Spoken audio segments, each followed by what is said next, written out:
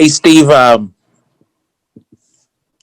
second half, just down the stretch, what happened there? They just made some key plays and you guys didn't? Is that kind of just what happened? Yeah, they kind of dominated the second half. Felt like, they just scored trip after trip, shot a crazy. There was one stretch they were shooting like 70%, fairly deep into the half. They made some long threes, and they drove it right at us. So we got caught watching the ball, and some of those possessions got sucked in a little bit where we weren't actually helping. It's one thing to help and get beat on drive kicks, but some of those possessions we were just caught watching the ball, and they kicked it out and hit shots on us. They got downhill, got to the paint. It just wasn't very good defense in the second half. And then we had a stretch there, where we went dry, and they're changing defenses. Took our rhythm a little bit. We had a pretty good plan, we thought, for those kind of defenses. We haven't seen much triangle and two over the years, surprisingly. But we had some things in place, and at times it looked good, but at times we still got a little stationary. Did you anticipate they'd throw a lot of these different defensive looks at you guys, or was some of this a surprise today? Yeah, we did. We last year they played a lot of matchup zone, like a really, really matching, not your standard type of matchup defense. They played it a lot last year. Bothered us some in the game. They hadn't shown anything like that this year. They've been mostly man, a little bit of straight 2-3 zone. But we knew they had some time to prepare, and so we were prepared for something different, maybe a matchup like they've done in the past, or maybe a triangle and two.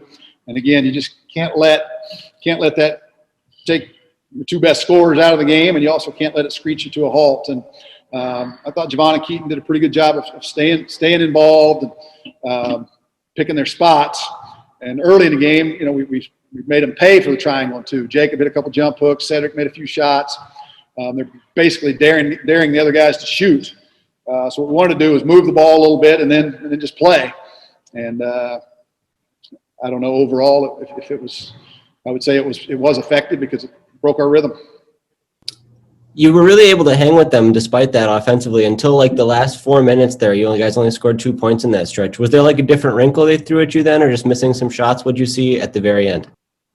Yeah, I think we almost looked like we panicked a little bit. We did not have good possessions. You look down the stretch, with the exception of a drive kick, zoom bell to Javon. That was one of the few times that it looked the way it should look. It was a lot of quick shots, not much movement, not much passing, hard shots, questionable decisions.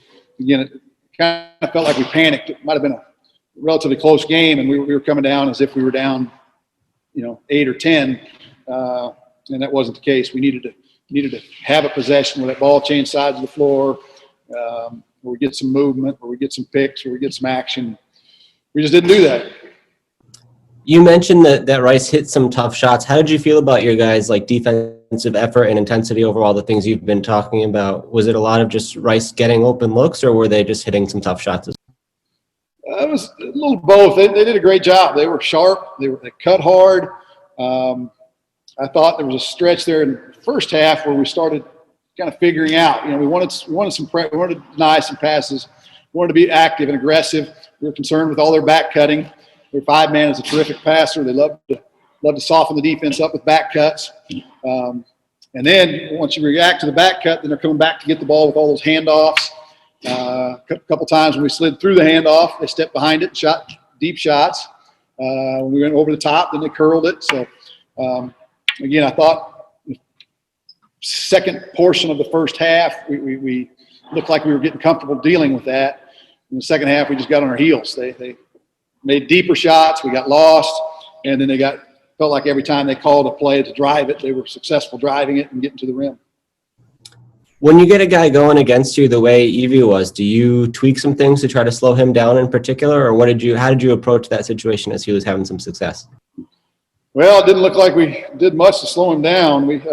He just kept it going. He took some deep shot, but several of his early was just we got lost early in the second half, and you can't do that. And he had a good first half, and then he hits 2 or 3 in a row right away in the second half.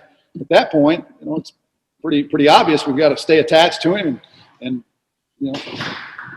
can't totally forget about the team defense concept, but man, the guy was on fire. We got to have a lot more attention given to him. I mean, you can't go under a screen at that point. You can't overhelp when a guy's got it going like that, and I think we did that at times. So now as you kind of look ahead to tomorrow, do you anticipate making some pretty significant adjustments and changes, or do you have to be careful to overload the guys and not give them too much in 24 hours to think about differently? Yeah, we got to be real precise with what adjustments we're going to make. You know, we don't have any practice time, and we'll probably come in and walk through and do some normal shoot around stuff tomorrow and make some adjustments there. We'll watch film tonight. Point out some mistakes. We like to show a lot of positive in our film sessions. But there were some glaring decisions we made in this ball game that we're going to have to look at, and then just come up with find a theme. And we can't break down every possession. All right, they scored this way on this play, this way on the next action. We got to pick out the themes. What were the themes? I felt like right now, without looking at the film, felt like I got downhill right hand on us a lot. Felt like they made us pay when we went under on dribble handoffs. They made us pay late in possessions when we got sucked in. Now, how do you adjust to that? I don't know. I mean, that's just your defensive habits. You got to sustain it for the entire shot clock. They're running great movement. We're guarding it. Then all of a sudden, 10 on the clock, we get sucked in and they hit a three. So we'll watch some film tonight. We'll come up with 2 or 3 things on each end of the floor that we want to focus on tomorrow, and come over and work on them and shoot around for a little bit, and then hope we play better tomorrow.